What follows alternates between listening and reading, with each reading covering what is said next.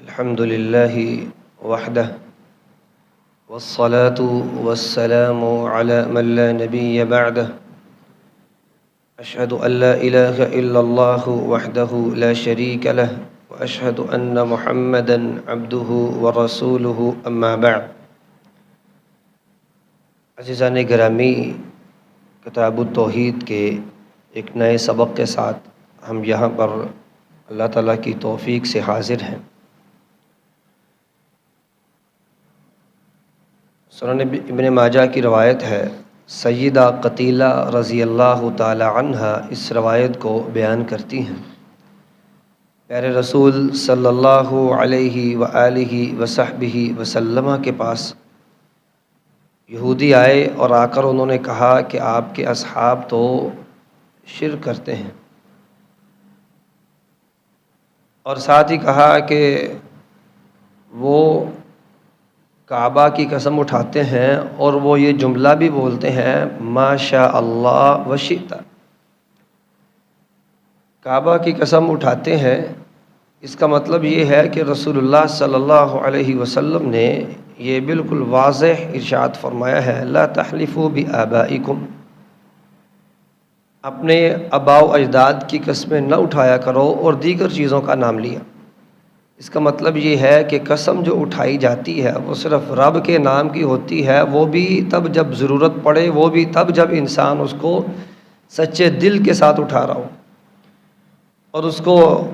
اگر آئندہ کسی وقت کے لیے اٹھا رہا ہے تو پھر اس کام کے لیے جس میں واقعی اس کا کرنے کا پختہ ارادہ ہو۔ اس لیے انہوں نے کہا کہ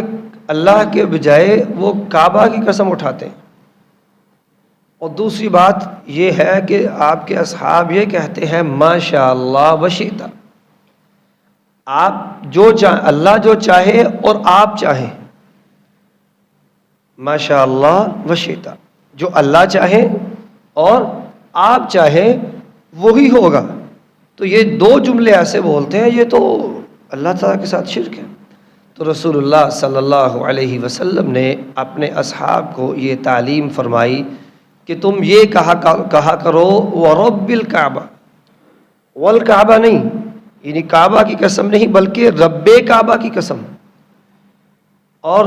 جب تم نے کوئی کام کرنا ہو یا کوئی کام تمہیں پسند آئے یا کوئی جملہ بولنا ہو تو یہ بولا کرو ما شاء اللہ، جو اللہ چاہے گا، یہ جو اللہ تعالیٰ نے چاہا ہے۔ تو آپ صلی اللہ علیہ وسلم نے وشئت کا جملہ تھا اس کو حذف کروا دیا، ختم کروا دیا۔ دوسری روایت عبداللہ بن عباس سے، آپ صلی اللہ علیہ وسلم کے سامنے ایک آدمی آیا، اس نے کہا ما شاء اللہ وشئت، جو اللہ چاہے اور آپ چاہیں۔ آپ صلی اللہ علیہ وسلم نے اس کو فرمایا انت جعلنی للہ ندا، تو نے مجھے اللہ کا شریک بنا دیا۔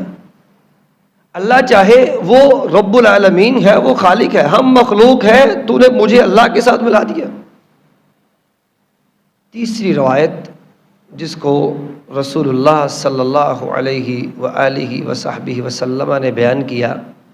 یہ حضرت عائشہ صدیقہ رضی اللہ تعالی عنہ کے ایک اعتبار سے بھائی ہیں جو یہ روایت بیان کرتے ہیں۔ وہ کہتے ہیں مجھے خواب آیا، میں یہودیوں کے پاس سے گزرا تو میں نے ان کو کہا کہ تم بہت اچھے لوگ ہو اگر تم عزیر کو اللہ کا بیٹا نہ کہو۔ یہودیوں نے مجھے جواب دیا تم بھی بہت اچھے لوگ ہو اگر تم ما شاء اللہ و شئت، اگر یہ نہ کہو، یعنی جو اللہ چاہے، جو اللہ چاہتا ہے اور آپ چاہتے ہیں، یعنی اللہ کے ساتھ رسول اللہ صلی اللہ علیہ وسلم کو ساتھ جو تم ملاتے ہو، اگر تم ایسا نہ کہو تو تم بھی بہت اچھے ہو۔ راوی فرماتے ہیں پھر میں عیسائیوں کے پاس سے گزرا تو میں نے کہا کہ تم بہت اچھے ہو اگر تم عیسیٰ ابن مریم علیہ السلام کو اللہ کا بیٹا نہ کہو۔ انہوں نے کہا تم بھی بہت اچھے ہو اگر تم ما شاء اللہ و شئت نہ کہو، یعنی جو اللہ چاہتے ہیں اور آپ چاہتے ہیں، یعنی رسول اکرم صلی اللہ علیہ وسلم۔ فرماتے ہیں جب صبح ہوئی تو میں نے کچھ اور لوگوں سے بھی اس خواب کا تذکرہ کیا، اصحاب سے تذکرہ کیا، لیکن میں اپنے اس خواب کو لے کر رسول معظم صلی اللہ علیہ وآلہ وصحبہ وسلم کی خدمت عالیہ میں حاضر ہوا۔ آپ نے اس خواب کو سنا اور کہا تو نے کسی اور سے بھی ذکر کیا کہ اللہ کے نبی جی میں نے کچھ اور سے بھی ذکر کیا۔ آپ صلی اللہ علیہ وسلم نے اپنے اصحاب کو اکٹھا کیا اور حمد و ثنا بیان کی اور کہا اما بعد، یہ آپ کا ساتھی ہے، اس کو خواب آیا ہے، اور پورا خواب آپ نے ذکر کیا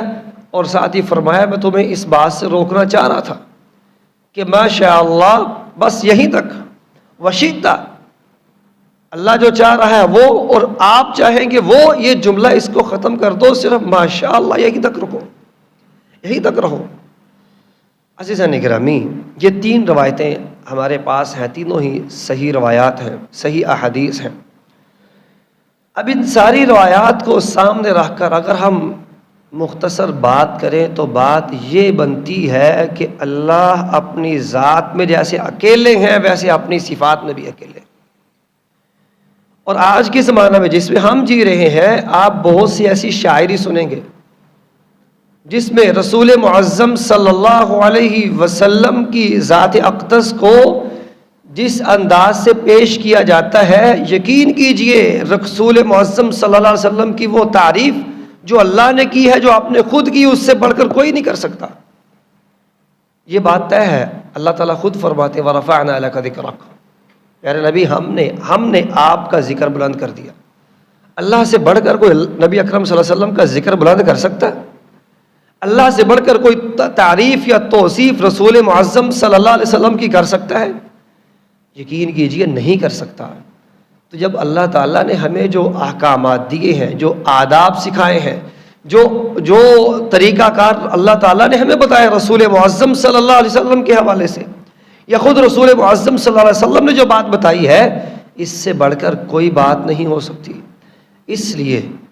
لیے رسول معظم صلی اللہ علیہ وسلم آپ اللہ کے بندے ہیں، اور اللہ کا جو بندہ ہے، یہ بندہ ہونا بھی بہت بڑا اللہ کی طرف سے اعزاز، جس پہ ہم پہلے بات کر چکے۔ اس لیے آپ کی شان اقدس کو وہیں تک بیان کرنا چاہیے جو اللہ نے بیان کی، وہیں تک جہاں رسول اللہ صلی اللہ علیہ وسلم نے بیان کی۔ اگر ہم یہاں سے آگے بڑھیں گے گویا کہ ہم اللہ اس کے رسول سے آگے بڑھ رہے ہیں۔ اور آخری بات وہ یہ ہے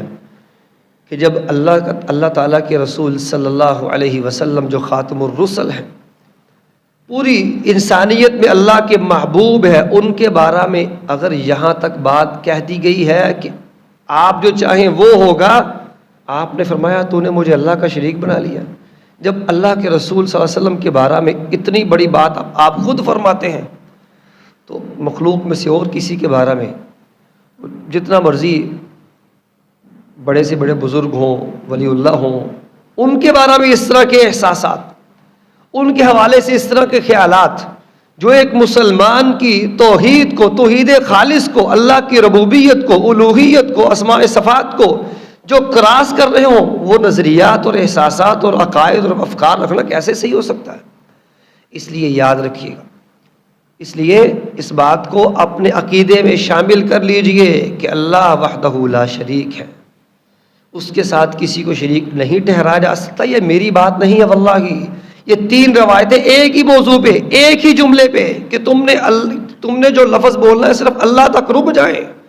رسول اللہ صلی اللہ علیہ وسلم تک بات نہیں آئے گی۔ اگر رسول اللہ صلی اللہ علیہ وسلم تک نہیں آئے گی تو اس سے آگے کیسے جا سکتی؟ اس لیے ایک مسلمان اپنے عقیدے کی پختگی کے ساتھ، اللہ تعالیٰ کے ساتھ اپنی عبودیت، اپنی بندگی کے تعلق کو مضبوط بناتے ہوئے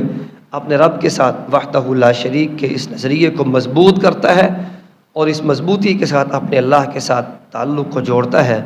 اللہ کرے ہم ایسا کر سکیں، اللہ تعالیٰ کی توحید اس کو اپنے سینے میں بسا سکے۔ اللہ تعالیٰ ہمیں اس کی توفیق سے نوازے۔ السلام علیکم ورحمۃ اللہ وبرکاتہ۔